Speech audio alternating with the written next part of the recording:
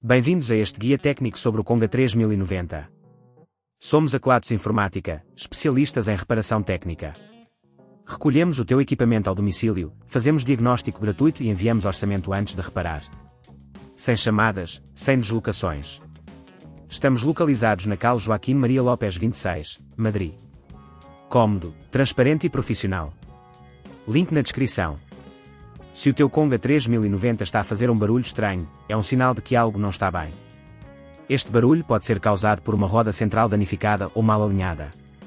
Se não reparares a tempo, o problema pode agravar-se, levando a danos maiores no aparelho. Para realizar esta reparação, vais precisar de algumas ferramentas básicas. Um destornilador Phillips, uma chave de fenda, um alicate e, se possível, um multímetro para verificar as conexões. Agora vamos ao passo a passo. Primeiramente, para abrir o equipamento, desliga-o e retira a bateria, se aplicável. Usa o destornilador para remover os parafusos que seguram a parte inferior do Conga 3090. Faz isso com cuidado, para não danificar a carcaça. Depois de remover os parafusos, levanta a tampa suavemente.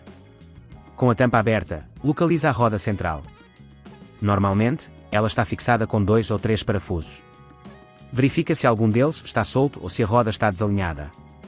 Se estiver, usa o alicate para desapertar os parafusos e remove a roda danificada.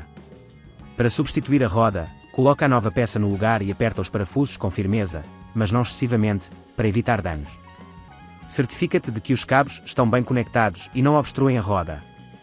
Uma dica importante, ao trabalhar perto de componentes delicados, usa sempre ferramentas com pontas isoladas para evitar curtos-circuitos. Quando a nova roda estiver instalada, coloca a tampa de volta e aperta todos os parafusos que retiraste anteriormente. Antes de ligar o Conga 3090, verifica se tudo está no seu devido lugar e se não há peças soltas. Se neste ponto achares que é demasiado complexo, lembra-te que na Kelatos recolhemos o equipamento no teu domicílio e devolvemos-te reparado. Para evitar que o problema volte a ocorrer, é importante manter o teu Conga 3090 limpo e livre de detritos. Faz uma manutenção regular e verifica as rodas e componentes periodicamente.